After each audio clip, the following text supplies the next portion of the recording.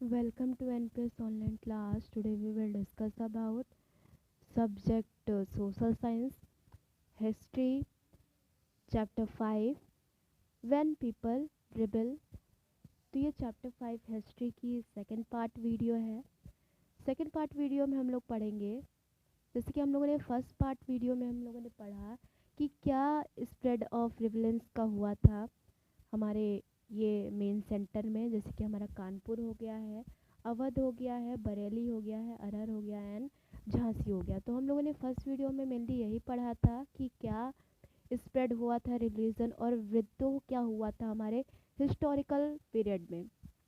इन 1857 में क्या विद्रोह हुआ था, हमारे इंडियन पीपल ने, हमारे इंडियन गवर्नमेंट में क्या विद्रोह किया था, क्या रिबलेंस हुआ था, क्यों, किस टाइप के ब्रिटिश जो थे किस टाइप की पॉलिसीज़ चलाई थी जो मेन सेंटर कैप्चर करते जा रहे थे। अब देखिए इन दिस वीडियो, जो हमारी सेकंड वीडियो है चैप्टर 5 की हिस्ट्री में, व्हेन पीपल रिबल्स में, इसमें हम लोगों को कवर करना है suppressing of the rebellions. Suppressing of the rebellions के बारे में हम लोग पढ़ेंगे। The British colony power has not imagined such a rebellion which which was spreading like wildfire in pockets across different parts of India। देखिए जो British colony थी अपने पावर और अपने पावर और लॉज के अकॉर्डिंग वो सभी सेंटर पे ये स्प्रेड आउट करने लगी थी ये लॉज अपने, कि किसी भी स्टेट में या फिर किसी भी सेंट्रल में अगर ऐसे ही विदाउट एनी कंडीशन ही किंग चेंजेबल होंगे और उनकी पॉलिसीज़ चेंज होगी तो वो स्टेट और मेन सेंटर कैप्चर कर लिया जाएगा। जैसे डॉक्ट्रिन्स ऑफ लैब पॉलिसीज़ हो गया, जिन्होंने लॉर्ड डलहौजी ने चलाया था। इसी के बेस पे उन्होंने बहुत से सेंटर को कैप्चर किया था, जैसे झांसी हो गया है। झांसी जो रानी लक्ष्मीबाई थी उन्होंने क्या किया था, उन्होंने ये 5 इयर्स एक सन को अडॉप्ट किया था। तो ये डॉक्ट्रिन्स ऑफ लैब पॉलिसीज़ चला के उनके भी मेन सेंटर झांसी को भी इन्होंने कैप्चर करना चाहा और ये लोग कामयाब भी हो गए।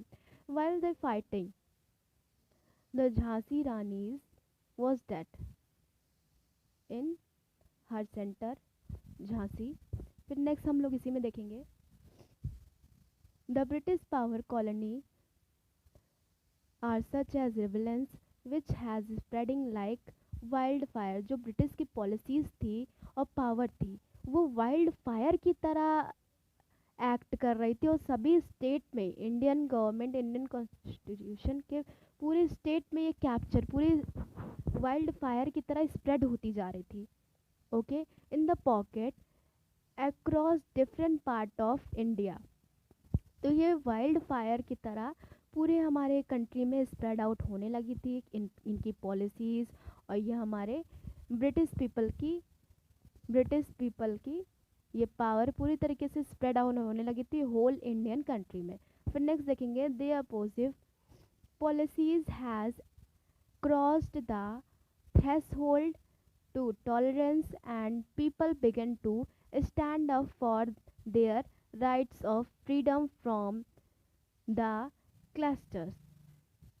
अब देखिए जो हमारे इंडियन पीपल्स थे, मतलब कि इंडियन कंट्री के जो पीपल्स थे, वो ये जब हम इंडियन पीपल्स के स्टेट में ये जो ब्रिटिश पॉलिसी आ रही थी ये वाइल्ड फायर की तरह स्प्रेड आउट होती जा रही थी, तो इंडियन पीपल्स ने ये इसके अगेंस्ट क्लैरिफाई किया, इसके अगेंस्ट स्टैंड अप होना शुरू कर दिया कि ये हम आपका टॉलरेंस, आपकी पॉलिसीज़ नहीं मानेंगे, क्योंकि आपकी जो पॉलिसीज़ है वो ब्रिटिश कंट्री की है और ये इंडियन कंट्री में ये सब नहीं चलेगा। तो इसी पे हमारा रिबेलेंस होना शुरू हो गया, टॉलरेंस करने लगे। ये जो इंडियन पीपल्स थे, जैसे ज़मींदार हो गए हैं, सूबेदार हो गए हैं, तो ये सारे जो पीपल्स थे, किंग हो गए हैं, तो ये सारे जो पीपल्स थे इंडियन के ही, तो उन्होंने क्या किया, इनके इनके जो लॉज हैं, ब्रिटिश लॉज हैं, उनको क्लैप्स करना शुरू कर दिया। इनकी जो पॉलिसीज़ थे उन पर टॉलरेंस बहुत दिखाई और जिसके कारण इनके में विद्रोह होना और वॉर होना शुरू हो गया। इन द बैटल फील्ड बहुत ही टाइप के जो मेन सेंटर है ये ब्रिटिश गवर्नमेंट में कैप्चर किया। इसका मेन जो हेड है ये लॉर्ड डलहौजी और लॉर्ड क्लाइव थे, जिन्होंने एक लीडर ब्रिटिश लीडर की तरह एक्ट किया। ये सारे लॉज चलाए जैसे कि डॉक्ट्रिन्स ऑफ लैब हो गया and some the system also.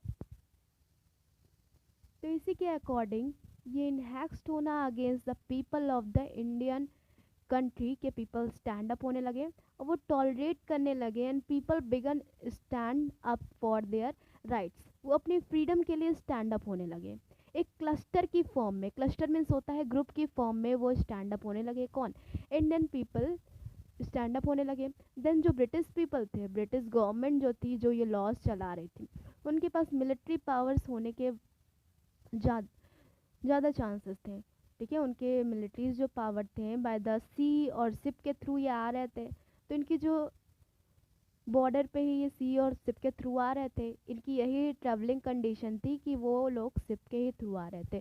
तो इस बेस जो कंडीशन है इनकी, तो इसी के थ्रू इन्होंने विद्रोह करना स्टार्ट कर दिया। और एट द लास्ट जो ब्रिटिश पीपल थे, उनकी मिलिट्रीज फोर्सेस ज़्यादा होने के कारण जो हमारे इंडियन पीपल के गवर्नमेंट थी, हमारे इंडियन कंट्री के पीपल्स जो थे, वो mainly exploitation of the weak and poor people of the India was at its peak. तो देखिए, जो पुअर और वीक पीपल थे हमारे इंडिया के, जो स्टेट में थे, जैसे कि किंग हो गए, उनके पास मिलिट्री फोर्सेस बहुत कम है, तो ब्रिटिश पीपल उनसे उनसे कोई भी पॉलिसीज़ में अपने फंसा लेती थी और उनके ये पूरे स्टेट या फिर मेन सेंटर को कैप्चर कर लेती थी, जो उसके किन के पास रहता था। और प्लस जो कैप्चर करने के बाद जो उनकी जो पॉलिसीज़ रहती थी, और उनके कोई भी जो इनकम्स रहते थे, और वन थिंग मोर, जो उनकी मिलिट्री फोर्सेस रहती थी वो अपने अंडर में रख लेती थी ये ब्रिटिश पीपल। ठीक है, प्लस उनकी फोर्सेस और जो जिनको उन्होंने कैप्चर किया है उनकी फोर्सेस, ये दोनों मिक्स होके एक हायर कम्युनिटी मिलिट्रीज बनाती थी, जो कंडीशन हेल्प करती थी दूसरे एरियाज को कैप्चर करने के लिए। तो यही पीक था, उनका मेन सेंटर था, उनकी मेन एम्बिशंस थी। अब हम लोग नेक्स्ट टॉपिक पढ़ेंगे इसमें ही। नेक्स्ट टॉपिक है हमारा reason for the failure of the rebellions. क्या रीज़न था कि ये विद्रोह में फेल्ड हो गए थे? ओके, अब कौन फेल्ड हो गया था ब्रिटिश में, ये तो हम लोग टॉपिक के अंदर में ही जान पाएंगे।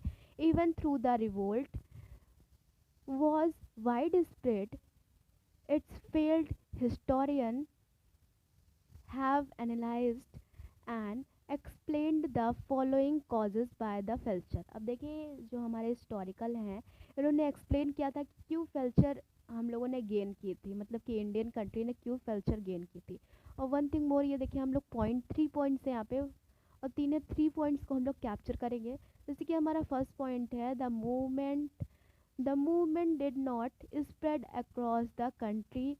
It remains confined to some part of the north and central India only। देखिए, जो मूवमेंट हो रहा था वो पूरी तरीके से स्प्रेड नहीं हो रहा था। ये जो फ्रीडम का मूवमेंट था कि ये ब्रिटिश जो गवर्नमेंट है, ब्रिटिश के जो पीपल हैं, जो लॉर्ड हेड थे और लीडर थे, वो पूरी तरीके से कैप्चर कर रहे थे, ये तो स्प्रेड हो गया था। लेकिन कुछ पीपल इंडिया के ऐसे भी थे जो स्टैंड अप नहीं हो रहे थे फ्रीडम के लिए, वो आसानी से कैप्चर हो जाते, वो अपने आप को खुद ही वीक समझ रहे थे। तो ऐसा कब हो रहा था? ये जो नॉर्थ और ये जो some part of India country का है, जैसे कि नॉर्थ हो गया और ईस्ट इंडिया या फिर सेंट्रल इंडिया, तो ऐसे ही पीपल्स जो थे हमारे इंडियन कंट्री में, यही अपने आप को वीक समझ रहे थे, ये स्टैंड अप नहीं हो रहा था। एक रीज़न तो हमारा ये था। अब सेकंड रीज़न हम लोग देखेंगे।